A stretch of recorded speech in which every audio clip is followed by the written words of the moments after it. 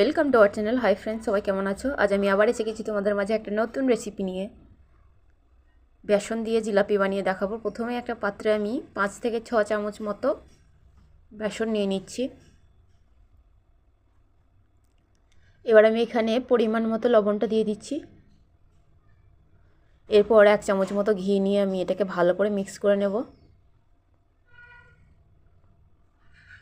এটা আমার ভালো করে মিক্স করা হয়ে গেলে এবার আমি এখানে হালকা হালকা করে জলটা দিয়ে দেব।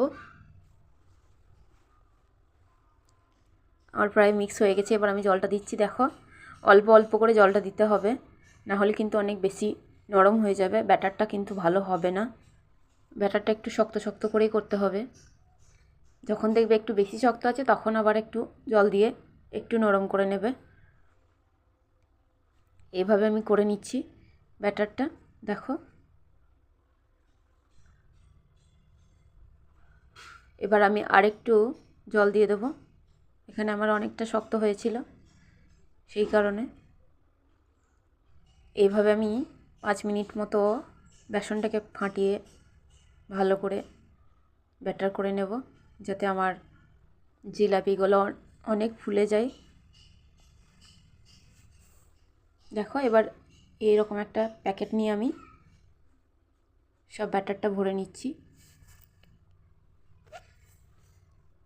এইভাবে এক এক করে পুরোটা ভরে নেব।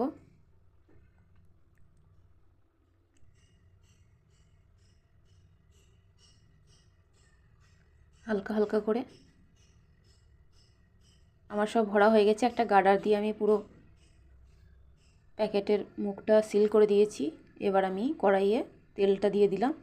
এবার দেখো, প্যাকেটের একটা কোণ কেটে দিয়েছি, দিয়ে জিলাপিগুলো বানাচ্ছি আমি।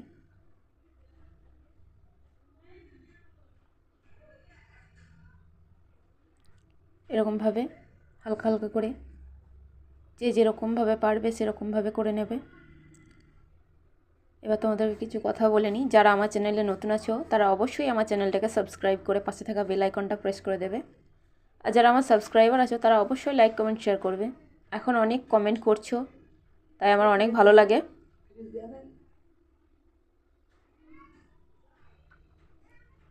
এইভাবেই সাপোর্ট করে যাও সবাই আমাকে।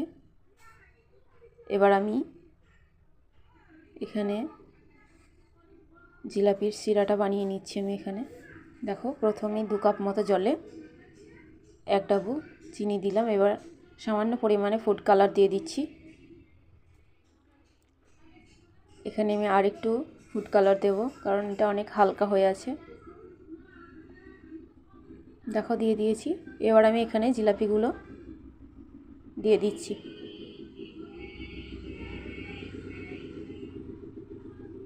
এইভাবে জিলাপি করে খেলে বাজার থেকে আর কিনে আনতে হবে না, খুব সহজেই বানিয়ে নিতে পারবে। ভালো লাগলে অবশ্যই লাইক কমেন্ট শেয়ার করবে।